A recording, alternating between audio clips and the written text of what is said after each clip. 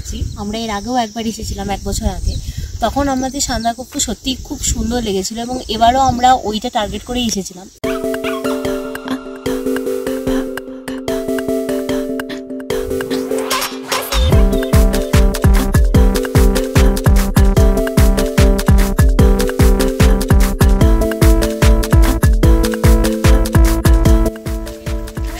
এই যে team ready হয়ে গেছে।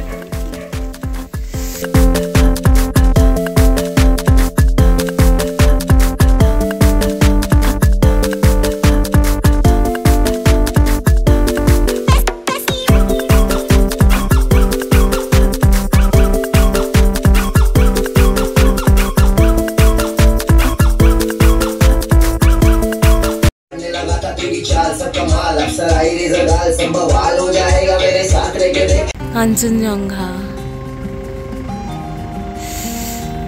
ফ্রম সান্দাকফু, আর এদিকে হলো 3 সিস্টার্স। আই ডোন্ট নো এটা ক্যামেরায় আসছে কিনা, কিন্তু দিস ইজ এভারেস্ট আর লোটসে আর 3 সিস্টার পিক সবই দেখা যাচ্ছে ফ্রম সান্দাকফু।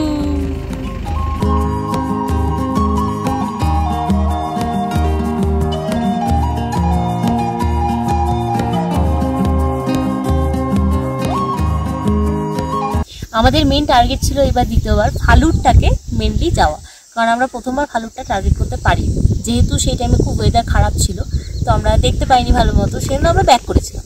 তো এইবার আমাদের সেকেন্ড টাইম টার্গেট ছিল ডাইরেক্ট ফালুট। আমরা পরের দিন সকালবেলাতে যেহেতু ফালুট যাওয়ার জন্য যখন রেডি হই, তখন আমরা শুনতে পাই ওখানে ল্যান্ডস্লাইডের জন্য অর্ধেক রাস্তা থেকে ফালুট আর নিয়ে যাবে না। তখন আমরা প্ল্যান চেঞ্জ করি, যেহেতু আমরা অলরেডি ফালুটটা প্ল্যান করতে পারছি না, তো আমরা চেঞ্জ করি সেটাকে থাকুম অব্দি, যে থাকুম ভ্যালি অব্দি যাবো, থাকুম এবং চান্দু ভ্যালি এই দুটো দেখে ব্যাক করবো।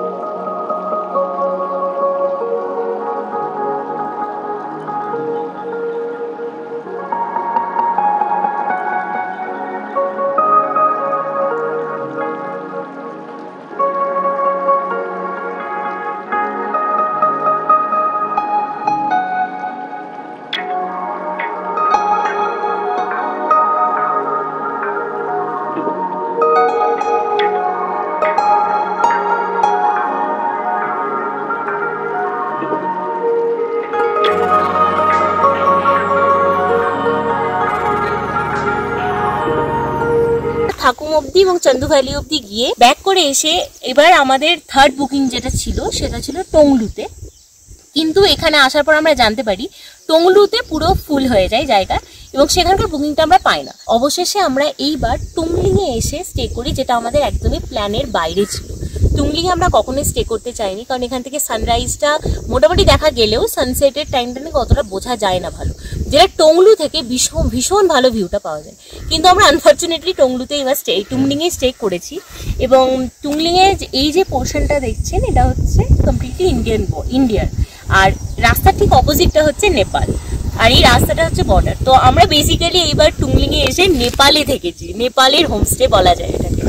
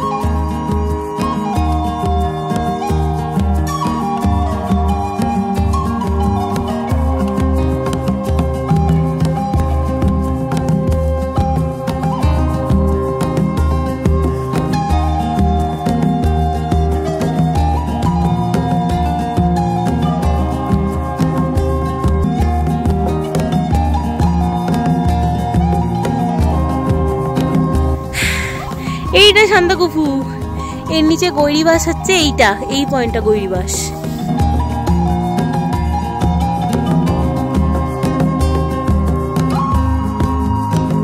তো আমি আর একটা জিনিস বলে দিতে চাই, আমি সাজেস্ট করব আমরা যেভাবে সাফার করেছি এবার জিটিএ নিয়ে, 1 বছর আগে জিটিএর নিয়ম ঠিক আলাদা ছিল, 1 বছর পরে কমপ্লিটলি জিটিএর রুলস চেঞ্জ হয়ে গেছে এবং সার্ভিস ততটাই বিগড়ে গেছে। তো আমরা প্ল্যান এরকম করে করেছিলাম যে প্রথম দিন আমরা এসে গৈরিবাসে থাকবো একদিন, তারপরের দিন আমরা থাকবো সান্দাকফুতে, এবং তারপরের দিন আমরা সান্দাকফু থেকে একটু ওই ফালুট অব্দি গিয়ে আবার আমরা ব্যাক করবো।